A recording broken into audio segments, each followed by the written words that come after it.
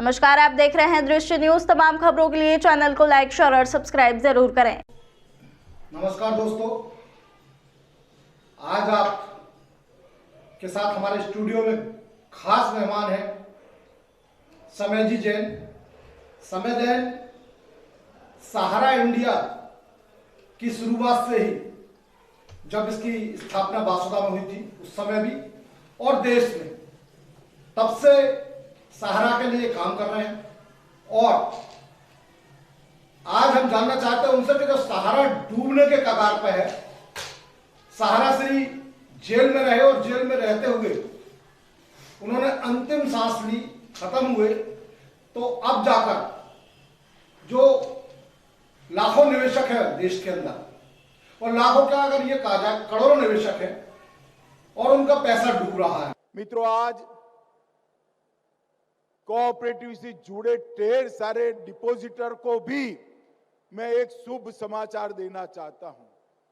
सहारा group की 4 cooperative सोसाइटियों में जिन जिन लोगों ने अपना पैसा लगाया था, उनको पैसा और सूद दोनों नहीं मिलता था।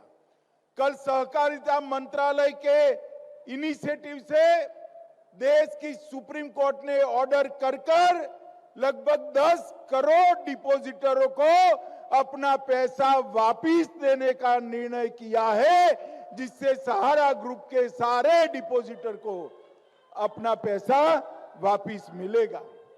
मैं आज इस कार्यक्रम के माध्यम से देश भर के सहारा कोऑपरेटिव सोसाइटी के डिपॉजिटर्स को कहना चाहता हूं, आप सेंट्रल रजिस्ट्रार कोऑपरेटिव सोसाइटीज को आपका डिमांड भेज दीजिए।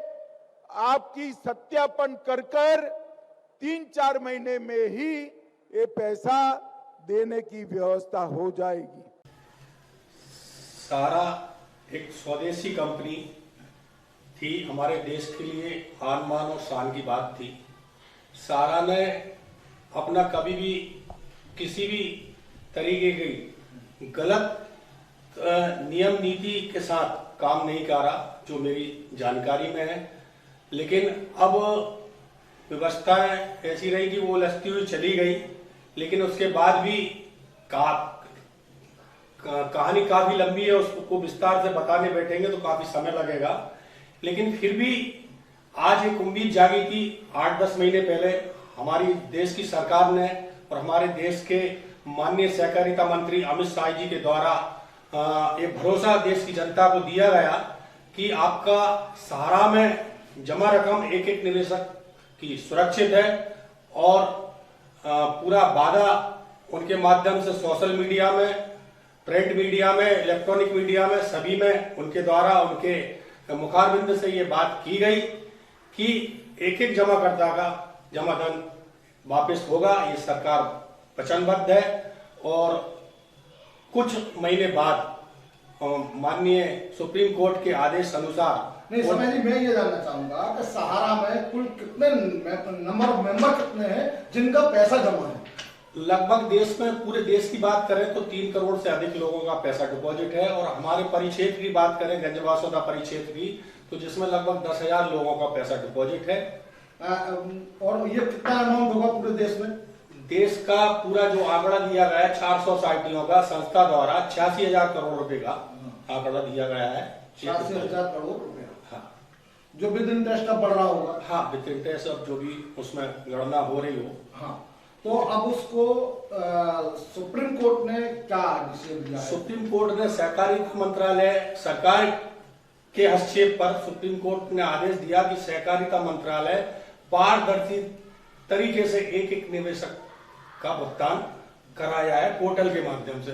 लेकिन जो पोर्टल आज 9 महीने हो गए, 9 महीने में पोर्टल के द्वारा पूरे देश में करोड़ों लोगों ने, निवेशकों ने आवेदन करा उस पोर्टल पर, लेकिन कुछ लाख लोगों का भुगतान हुआ है, जिसमें 229 करोड़ रुपए का भुगतान मात्र पूरे देश में हो पाया। और जबकि हमारे परिक्षेत्र में हजारों लोगों ने आवेदन पोर्टल पर करा था, जिनको की अभी हमारे परिक्षेत्र में ऐसी किसी निवेशक से जानकारी प्राप्त नहीं हुई कि उसका पैसा वापस उसको मिला हो।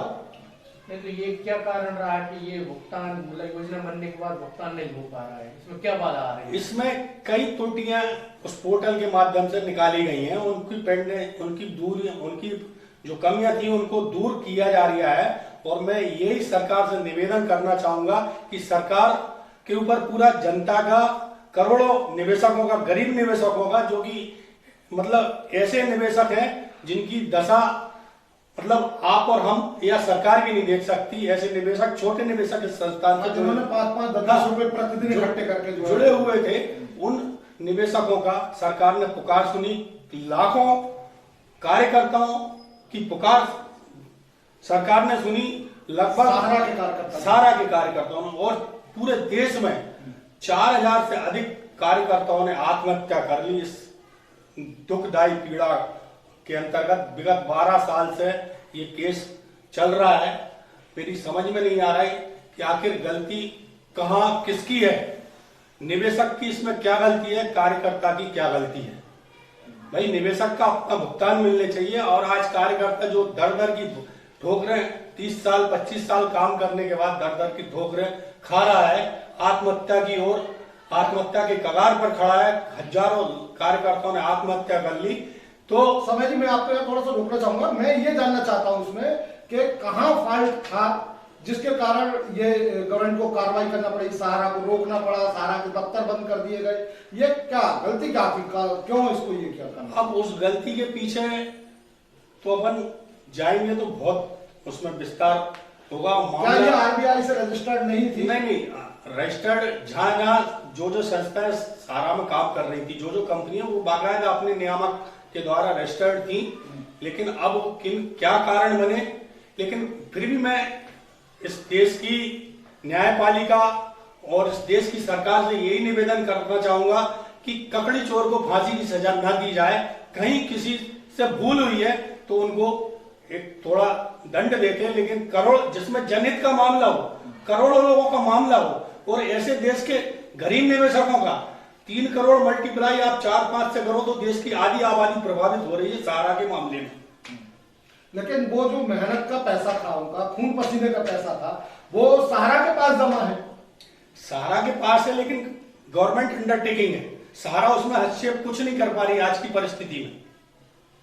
सहारा के कई जो है वो कंपनियां थी, जैसे सहारा फ्लाइट थी, सहारा के जो है रेसिडेंशियल है, सहारा बैंकिंग करती है, सहारा का चैनल है, ये तमाम सहयोगी कंपनियां। सहारा इंडिया एक बड़ा ग्रुप था जिसके अंतर्गत कई संस्थाएं रन कर रही थी। कोई भी बड़ा ग्रुप होता है, कई कंपनियां काम करती हैं उसके अंतर्गत, और वो उसके अंतर्गत कई कंपनियां काम कर रही थी। और वर्तमान में जो मामला चल रहा है, ये 4 सोसाइटियों का मामला चल रहा है जो सहकारिता मंत्रालय रजिस्टर्ड थी। और माननीय सहकारिता मंत्री जी ने पूरा देश की जनता को भरोसा दिलाया है। और मैं उनसे, सुप्रीम कोर्ट ने भारत सरकार की सहकारिता मंत्रालय में कितना पैसा जमा किया कि ये आप निवेशकों को अभी फिलहाल 5000 करोड़ रुपया रिलीज हुआ था, जिसमें से 229 करोड़ रुपए का विगत महीने की एक आरबीआई रिपोर्ट के आधार पर आंकड़ा निकल के आया था कि 229 करोड़ रुपए का भुगतान हुआ, और जिसमें 200 होटल बनाने में सरकार का 245 करोड़ रुपए का खर्च हुआ है। मतलब जो भुगतान हुआ है वो अभी उससे बहुत कम है। हाँ, लेकिन चूंकि इसके लिए सरकार की क्या पॉलिसी है कि उन निवेशकों का पैसा उन तक पहुंच सके?